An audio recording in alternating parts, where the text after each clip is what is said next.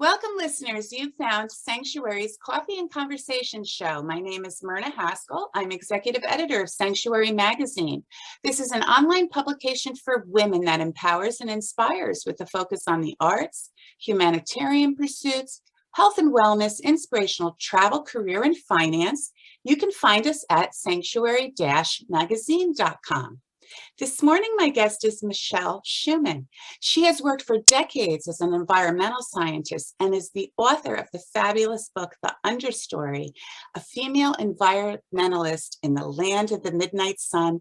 Good morning, Michelle. Thanks so much for joining me.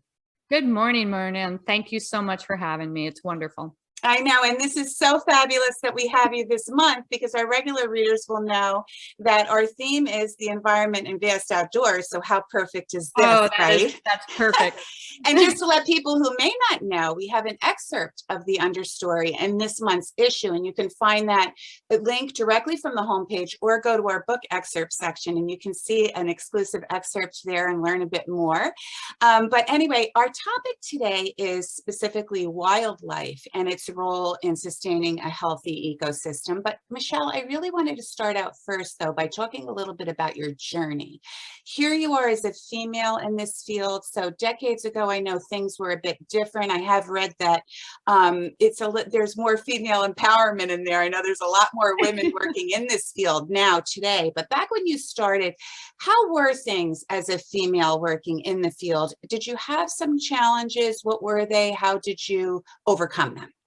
Oh, wow. Yes. Challenges. I had many challenges. And, since my book came out, I'm asked this a lot about being female in a man's world. And there's an image that still, it comes to mind every time I'm asked that question. And it was my introduction to what I'm calling gender profiling. And I was in the 5th grade and I was in gym class and I was standing in the gym looking at this rope that was hanging from the ceiling down to the floor.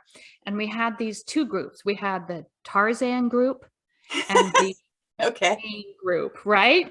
And the boys were in the Tarzan group, of course, and and they were in the Tarzan group because they could climb the rope. Anyway, they were expected to climb the rope without their legs all the way to the top and all the way to the bottom. And I remember standing there going, well, what the heck? Girls could not be in the Tarzan club, but it wasn't necessarily that we were girls not in the club. It was because I believe rather the expectations were that girls could never be in the Tarzan club because we'd never be able to climb that rope all the way to the ceiling without using our legs. And so I stood and looked at that and went, why? Why would I be expected not to be able to do that? And so I did. I climbed that rope all the way to the top, all the way to the back without my legs. And then I expected to be in the Tarzan club. And this was a time, this was late 60s, right? And so fast forward it to 1976, working for the U.S. Forest Service as a 19-year-old on work study. Oh, wow, you were that young. I was 19. That. It was, Wow. I had to put myself through college. So I was a work study person. And, I was female, 19, but if that wasn't enough to treat me as inferior to my male coworkers, I was also very small. I was 5'4". And so the challenges to prove myself was even greater because of my size. And I had that in college, especially when I wanted to go to vet school. And then, of course, straight into my profession. Okay. So, I had that, the challenges I had were just amazing. And I remember in 1982, I was working for the Bureau of Land Management with tracking wild horses in Nevada. And my boss was amazing. I'd get to work on Monday and then Tuesday morning I'd pack up the truck and I would be tracking wild horses for 3 days, come back on Thursday and all was good. And then I took a job in Anchorage, Alaska, working for USDA. And it all changed. It was, the first thing I did was fly out to the remote field camp and I landed in a snowstorm and I met my coworkers, all men. And one of the guys walked me to my tent, and it was this storage tent. And I thought it was a joke. And he goes, "Oh, I'll be over there in the work tent." And I looked and I walked inside, and there was this cot with this olive green mummy bag with feathers sticking out of the worn seams. And there was this mosaic of white stains inside the Oh, sleeping bag. And the door didn't secure. So the door was secured by Velcro, but the Velcro was all shredded. And I just stood there and I went, "Is this a joke?" Because the door, it was like 30-mile-an-hour winds. And it wasn't a joke. It was the first of many, many tests that I had. oh boy. And yeah. So what did you, so obviously you had to prove yourself, right? Oh, yes. More than everyone else. When did things start to get a little bit better for you? Do you remember that part of the journey? Like how you had to prove yourself, you probably had to do everything they were doing times 10, that kind of thing. I've talked to other women that have been in fields, male dominated fields, where strength is a big issue too, and endurance and all of that, right? Right. When did you see that your first experience sounded like it was good, but where it became more of a normal thing, that you felt like you were really part of the industry, people knew you, they respected you? How long did that take? Well, I went through a lot during those 4 years working with USDA, in the reindeer field. I worked a lot in that. And then I transferred out because things got too bad. And then Okay. I actually traveled for the first time in my life. And then I quit. I quit the federal government and went back to Alaska and worked in the private sector. And I will say it was night and day working in the private sector. Okay. It was like I was treated equally. There were things, but literally I was never the only female. Right. So it was so different. And you enjoyed your work I then, enjoyed probably. my We're more work. passionate, right? Yeah, I was, I could take, 2 months off in the winter and travel. And so I really think it was, and then of course I went back to the federal government and it was the same stuff, only it was worse. So, Oh boy. Okay. it was worse because by then I, had my master's and I was well experienced and assertive and smart and, and I was created that way by my male coworkers because I had to be stronger. I had to be smarter. I had to do more. And things had even got worse in the federal government as of in the agency I worked for, particularly in Alaska. So, Okay. So did you go back then did you go back again to the private sector at that point, or? Well, no, I went and I worked for DEC, which is where I worked on the oil spill. And then I went back into private sector. And then in 1998, I had a helicopter accident. Oh, And okay. that is what, so, I was out of commission for 2 years. I blew out both my knees.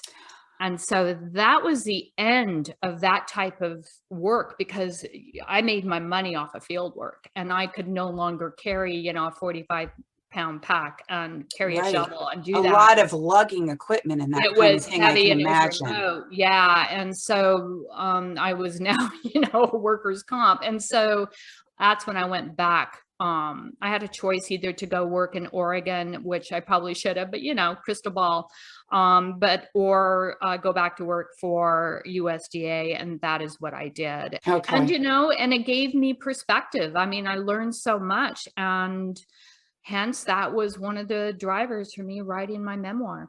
Okay. Well, I'm dying to dig into a little bit about some of the wildlife you've worked with. And I'm sure the listeners feel the same way. So I wanted to start out with the reindeer and muskox that you studied. Is it Nunivak Island? Am I pronouncing that correctly?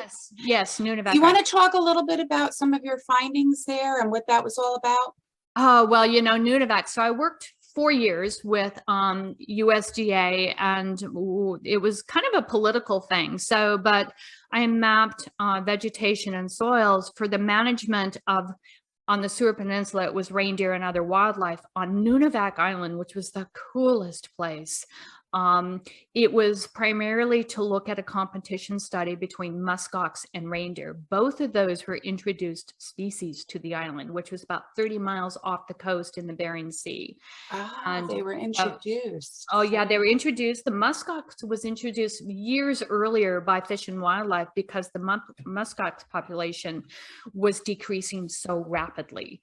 And so they introduced these animals to help, just to make sure that they would survive. And did that mess other things up a little bit when they did that? Because I have heard that sometimes when you're losing one species and you try to bring in another, either as a predator to something that's killing the species that's endangered or whatever, sometimes that can mess with the balance as well, even in best intentions. Did you see, was it a helpful thing that they did that long term? I think it was because there wasn't any other permanent. So reindeer were also introduced, and reindeer is simply caribou. So it's the same genus, same species. It is the domesticated version. If you think about Finland, that's where the big reindeer herding, came from. And the idea came from there for Alaska to provide an alternate, more Western way of making money for Native people, which were and are subsistence type of people. So on Nunivak, we had two issues. We had reindeer and muskox both introduced and both kind of exploding as far as population. But muskox were hunted, and so were reindeer. So the idea of reindeer was that they would be managed, right? And then the locals could sell the meat and blah, blah, blah. But to do that, of course, you need a USDA approval when you're slaughtering an animal for sale. So there were all these hurdles to get this program off the ground, both on the Seward Peninsula and on Nunivak Island. But the animals themselves don't directly compete with each other because their forage is different. They hang out in different areas. And that obviously they looked at before they decided to do these introductions. Yeah, I don't know if they looked at it too much, but I'm sure they did. I ran all the historical data because what I was trying to do was, number one, do the carrying capacity of both those species based on their habitat preferences, the number of animals, and historically what was there before to develop these ecological sites. So Nunivak Island, and working with muskox, which are this prehistoric, ancient looking animal. I know. Oh my God, they were just— that had to be amazing. Oh, it's just amazing. They're just an amazing animal, and they can also run extremely fast. For how large they are. And they're huge, and they look like their beautiful coats. So of course, kiviute is the byproduct of muskox. And kiviute is the warmest wool you can buy. And I think back then it was going for like $90 an ounce. So, I mean, there is muskox that is being more domesticated within, like in Palmer, there's a muskox farm. But they comb that undergrowth, which is called the kiviute, which is just this soft, very warm material that then they spin into different products. But and that's a good thing to have in Alaska too. It's a very good thing to have, and it's a great industry. I mean, I think you can only be native to sell it or something like that. But the kiviute, and then, so you got kiviute, and then there's also muskox hunts on Nunivak. They charge an enormous amount of money for somebody to come out to Nunivak and shoot a muskox. So okay. So I also heard that you were doing some studies though on bears in Alaska, right? Well, and it's funny, but I live in the Hudson Valley area of New York, and there's a lot of neighborhoods around here, both in Dutchess and Ulster County, where, bears are in the neighborhood. They're just, they roam around. They're even around sometimes during the day, which was not something that you were seeing, say, 20, 25 years ago. But these bears that you were working with, I think were a species of the brown bear. Is that right? Yeah, so I always worked, it seems like, with brown bear or grizzlies, depending on the area I worked in, because they are, I lived in bear country. I woke up one morning and there was a grizzly sunning herself in my front yard in a little bit of sun, just, so I lived in bear country. I worked in bear country. I never, was a bear biologist, so I didn't work directly with the animal, but they were always part of my work. So you always incorporated grizzlies into when I was doing forage analysis. And were you scared at all? I mean, can you tell our audience at all? Because I've heard that if you encounter a bear, and I don't even know if this is so you can correct me, Michelle, but I've heard, especially if it's a mom with her cubs, right? She might be more aggressive because she wants to protect her children, right? I've heard you don't turn your back, keep your there's eye. several, and I think that's one of the hardest things. So they always have bear problems in Anchorage because they have a human bear interaction problem. Grizzlies are actually, I'd be more concerned about black bears. So afraid, no. If I ran into one, which I did, I ran several times into both grizzlies and black bears. I think it's because I'm trained to understand bear behavior. So as a wildlife biologist, you have to understand bear behavior when you're in the field. You have to understand what signals that bear is going to give you before, if it even charges. You have to understand that you are in their home, you are in their habitat. So being afraid, I wouldn't say. I was just always prepared for, for running into a bear. The thing about the experience that I think you're referring to as well is Mcneil River bears. So after working with bears throughout my career in Alaska and living with bears, we had an opportunity you put in for a permit. And if you get that permit, you have this amazing 4 days to spend living and being around in a natural habitat, in a positively reinforced human bear interaction. And so always having to be on guard, right? When you're out in the middle of nowhere, and you're doing these things. So what Mcneil did, it was just amazing, was you camp there, and the way they get away with this is after years of this interaction. And so there's a certain number of people, it never changes. There is a guide that never changes. You leave at the same time, you follow the same trail. And the idea is you take this trail a couple miles and you go to a bear viewing area where you're on this platform and you're watching bears fish. And that's why it's a safe environment, because they have food. Okay. So they're concentrated on that. They're constant, and there's no other reason. They're not starving. There's plenty of food. And there was this one time we were walking, and I was at the end of the group, and we're walking through tall grass and tall shrubs, and I turn around and there's a grizzly behind me, and she's about 100 feet. Normally in the field you'd be aware, right? You go into an immediate what do I do type of thing. Right. And so I'm looking at the guide, and so we pull off into this little area right along the river, and we sit, and she comes up, and she also has 2 cubs with her. Oh, geez. And so we're just sitting there going, oh my God. And these cubs are sitting there looking at us, and they want to approach us, and she just whoofs, she sits, and she's looking across the river. And bears have horrible vision. Their sense is their nose. Okay. And so she woofs at them, they sit down, and then she goes and starts fishing in the river and leaves her cubs with us. And the reason she did that was there was a boar in the river. And when bears are in heat, and the boars know this, and if they have cubs, that can create an issue with the cubs. The boars can actually go after the cubs. So she felt safer leaving her cubs with us than taking them in the river with her to fish. Oh, that's unbelievable. And that is the experience that you get from the Mcneil River Bear Sanctuary. So it's wow. Oh my goodness. Thanks for sharing that. I have a really detailed visual in my mind right now.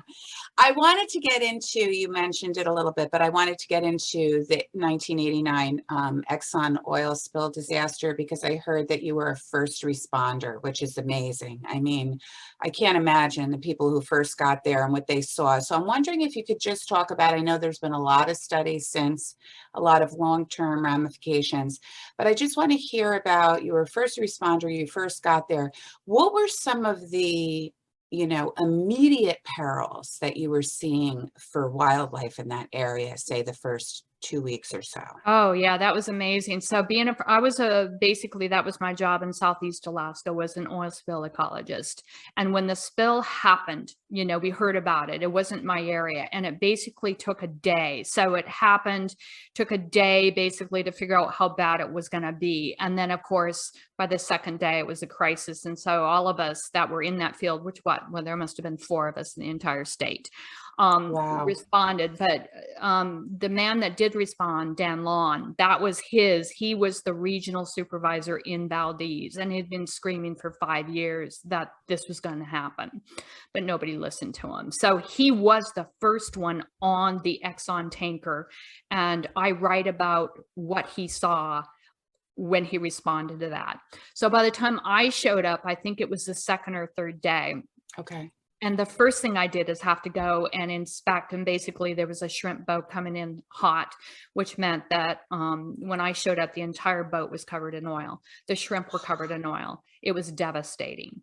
So that was my introduction. And then the second day I was assigned to doing beach transects.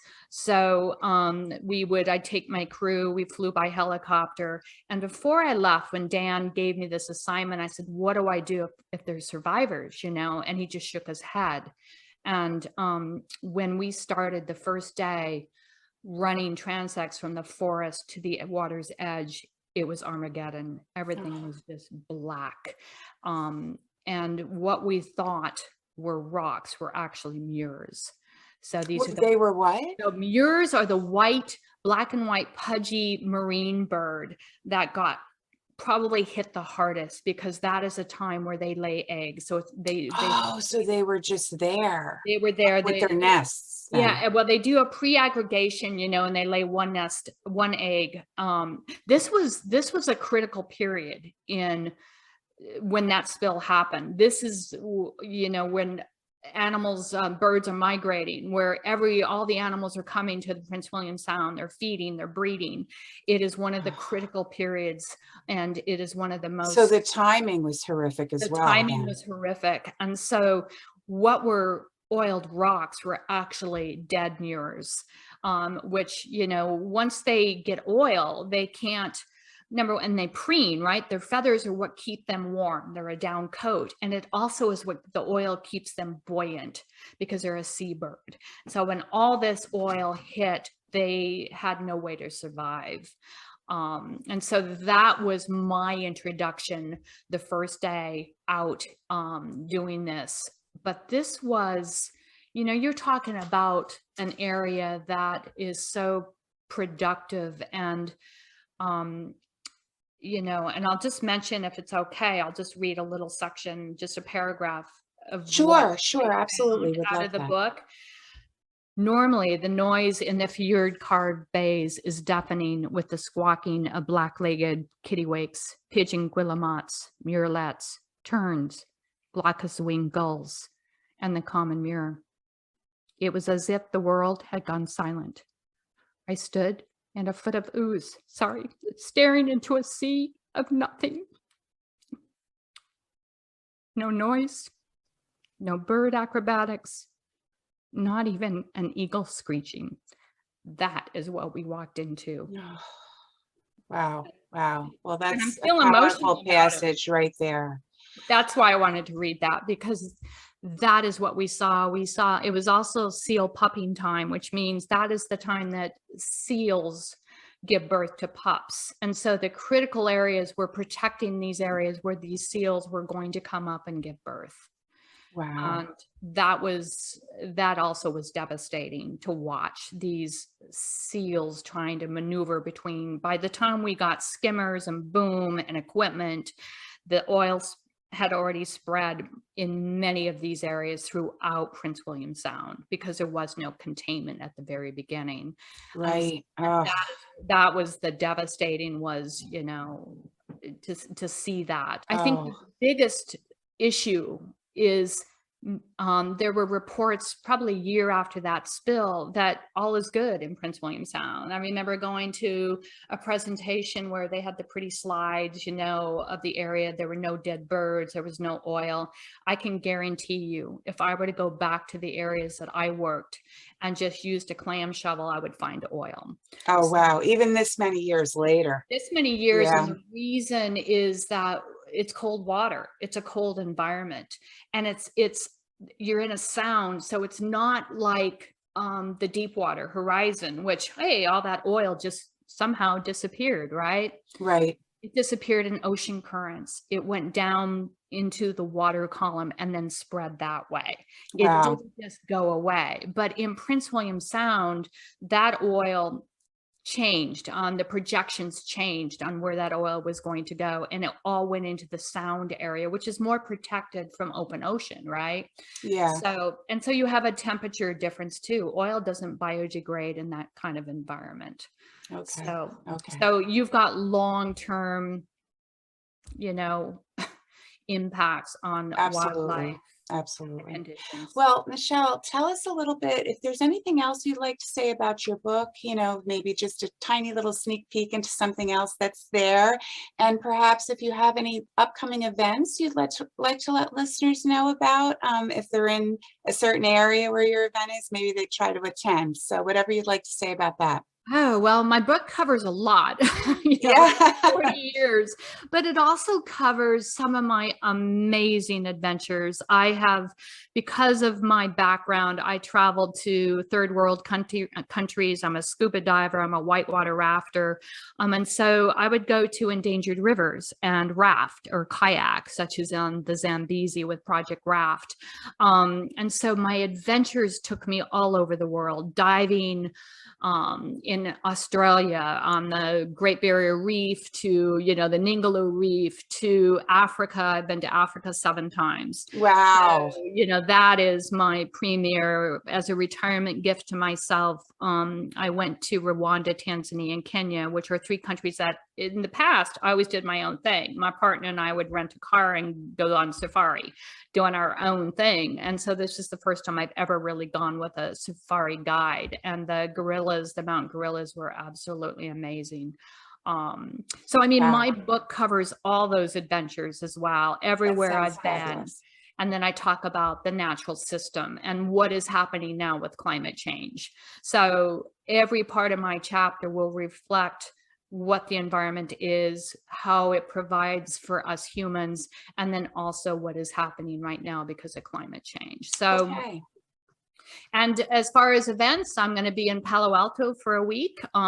Starting August 2nd, I will be speaking at the Battery, which is, I guess, a private membership club. August 3rd, I'll be having a scientific discussion with the executive director of Actera at Books Inc., which is where my book can be bought there. They'll buy books. And I think I had linked that to your excerpt. So readers, if you get to the excerpt of the Understory, you can see the link for that particular event. So that's good. I'm glad you mentioned that.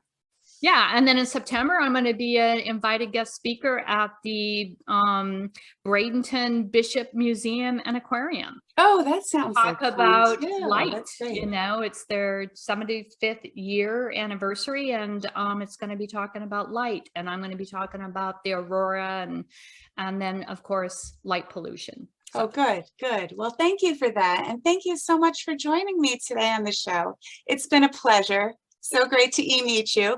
Yes. Thank you so much, Myrna. You're welcome. So I'll close as I always do by wishing all of our listeners and our readers good health, happiness, and continued inspiration. Thank you for joining us.